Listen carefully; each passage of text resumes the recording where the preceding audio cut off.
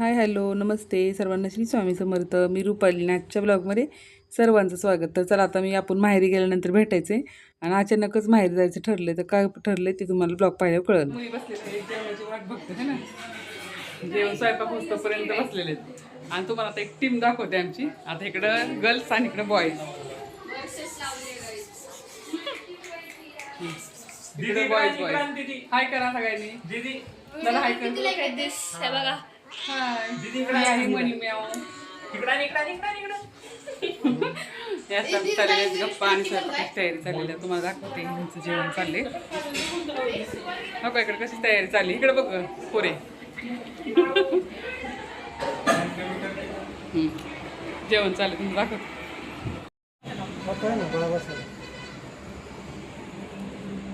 मामा खरंच आईस्क्रीम आणायला गेला. नानांकडे हाय म्हणा नाना. हाय का.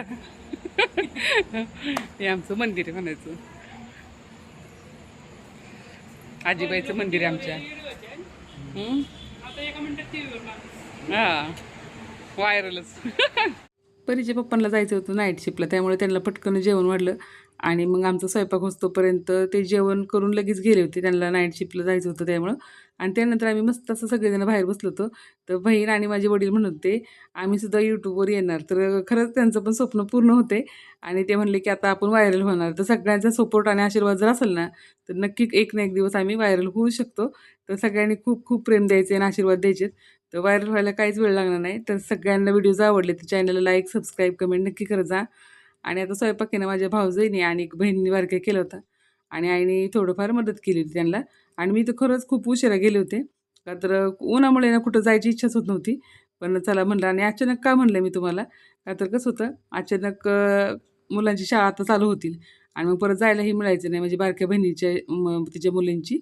तर म्हणलं चला आता आहे तर वेळ तर थोडंसं एका दिवसात जाऊन लगेच आपल्याला रिटर्न यायचं होतं. त्यामुळं अचानक ठरलं बरं का, दुसरं काहीच नाही. आणि धोंड्याचा महिना पण होता. तर आई म्हणली चला आता तुम्ही आला अचानक तर चला उद्या सकाळी पुरणपोळीचा स्वयंपाक करूया. मग असं आमचं एकदम नियोजन ठरलं. तर आमचं तिघींचं चौघींचं जेवण चाललं होतं आणि भाऊजाई पण जेवण वाढत होती आणि तिने पण जेवली बरं का. आणि मनीचं काय चाललं होतं तर बॅगमध्ये काय खाऊ आणलं ते चेक करायचं चाललं होतं. तर आता रात्रीचं आल्यामुळे मी काय खाऊ वगैरे आणलं नव्हता. खाऊ तर उद्या आणता येईल म्हणलं. चला आता आता तुम्हाला ब्लॉग 2 दिवसाचा एकत्र दाखवणार आहे. त्यामुळे आता सकाळी डायरेक्ट भेटूया. तर चला आता सकाळी भेटते. आम्ही चाललेलो आहे जांभळं काढण्यासाठी. परी बघ इकडं जांभळं काढण्यासाठी सकाळी सकाळी चाललेलं. आई येत आहे बरं का मागून. चला आता आम्ही चाललेलो. तुम्हाला दाखवतो आम्ही कुठं चाललोय. असं एकदम शेवटचं झाड आहे. इकडे सगळी चिकूची बाग वगैरे आहे. आणि हे आमचं घर आहे पाठीमागच्या साईड.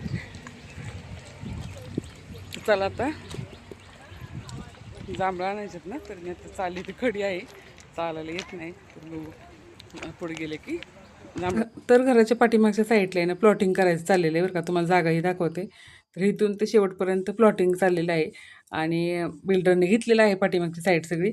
तर तिथं आता जागा विकणं चालू आहे. त्याच्यामुळे ना खूप असं म्हणजे हायवे रोडलाच आहे. सातारा पुणे सातारा हायवे आहे ना तेच रोडला आहे. आणि खूप छान असं म्हणजे एरिया खूप चांगला आहे बरं का. तर कोणाला जर जागा घ्यायची असेल तर नक्की तुम्ही जागा घेऊ शकता. आता सध्या तर प्लॉटिंग चालू केलेलं आहे त्यांनी. तर तुम्हाला प्लॉटिंगचं काम तर खरंच खूप छान झालेलं आहे. त्यानंतर आम्ही आलो जांभळं काढण्यासाठी. मेन मुद्दा राहिला आपला जांभळं काढण्याचा. तर चला म्हणलं आता जांभळं काढायची आणि ह्या मुलांना एवढी जांभळं वगैरे काय काढायला येत नव्हतं. पण तरी पण राहुल परीला बरंचसं थोडंसं म्हणजे राहुलमुळं तरी पटकन आम्हाला काढता आलं. आणि माझी जी बहीण आहे तिच्यामुळे तर त्यांनी चप्पल टाकून जांभळं पाडत होते बघा. आजकालची मुलं अशी त्यांना सुद्धा काही जांभळं वगैरे काढता येत नाही. तर बऱ्यापैकी आम्ही ताट भरून एक जांभळं आणली होती बरं का. आणि पटापट आणली आणि म्हणलं चला आता आंघोळ्या वगैरे करायची होती आणि लगेच स्वयंपाकाला लागायचं होतं. तर ही लगेच तेवढी जांभळं तोडून आली की सगळी दमून झोपली होती. असं आहे बघा. आणि कसं एन्जॉय करतात बरं का. थोडंसं माहेरी आणलेलं माझ्या की मुलंही एन्जॉय करतात आणि आम्हीसुद्धा एन्जॉय करतो. तर जांभळाचं काहीतरी पडलं होतं. तर त्यानंतर मी पाहिलं नीट माझ्याकडं मोबाईल घेतल्यानंतर समजलं मला काहीतरी आपल्याला जांभळाचंच लागलेलं आहे. तर माझी बहीण आम्ही एकदम निवांत असतो का नाही बघा ना, माहेरी आलं ना नाही तर स्वयंपाकाचं टेन्शन नाही लवकर उठायचं टेन्शन एवढं भारी वाटतं ना. खरंच खूप छान वाटतं. तर आणि ही परीन राहुल दोघं बहीण भाऊ लगेच अंघोळ वगैरे केली नाश्ता केला आणि ही दोघंही घरी निघाली होती परत. आणि हे पोतं मी काय आणलं असेल तुम्हाला दाखवते. दाखवायची काहीच गरज नाही. मी ना जी जुने कपडे आहेत माझे साड्या वगैरे होते ना तर ते साड्यांचं मी येतानाच घेऊन आले होते रात्रभर ते गाडी स्कूटीवरतीच होतं. तर ते येणं होतं मला ह्याच्यासाठी पाहिजे होतं. म्हणजे गोधडी शिवायची होती. तर मला गोधडी शिवायचं पण आईकडे काम होईल म्हणून ते पण दोन्ही कामं होऊन जातील. आणि त्यानंतर अंघोळ वगैरे केली. आम्ही स्वयंपाकाला तयारी केली आणि जाताना मी डबा घेऊन गेले बरं का मुलांसाठी. तर त्यांचं राहुलची परीक्षा होती आणि परीचं काम होतं त्याच्यामुळं दोघंही घरी निघून आली होती. त्यानंतर मी एकटीच आणि परीचे पप्पा येणार होते मला नेण्यासाठी. तर आमचा स्वयंपाक वगैरे झालं की त्यांना मी फोन करला की ते येतात मला न्यायला. तर ते न्यायला येणार होते मला आणि ते पण जेवण करून जाणार होते आणि मुलांसाठी मी डबा घेऊन जाणार होते. तर असं काहीतरी चालू होतं बघा माझं रुटीन आणि माझ्या बहिणीला पण लवकर जायचं होतं त्याच्यामुळं स्वयंपाक झाला, जेवण झालं की तीही लवकर निघणार होती. तर असं छोटं-मोठं कामं बघा. पुरणपोळीचं म्हणलं की तेवढीच भांडी, तेवढंच काम निघतं आणि ऋषीचं बघा कसं चाललंय मांजरीवर खेळायचं. तर आईने शेवटला पोळ्या लाटल्या. तर बरं का आमच्या आईच्या पोळ्या आहेत ना, कुठल्याच पोळ्यांना सर येणार नाही. एवढ्या सुंदर पोळ्या असतात तिच्या हातच्या. आणि खरंच एक पोळी खाल्ली ना, तर तुम्ही दुसरी घेणार नाही. एवढी छान अशी मोठीच्या मोठी पोळी असते आणि पूर्ण टम्म भरून पोळी करते बरं का ती. आणि अशी पोळी खायला खरंच खूप छान वाटतं. आणि मग त्यानंतर बहिणीने पण तिचं आवरलं आणि तिलाही जायचं होतं.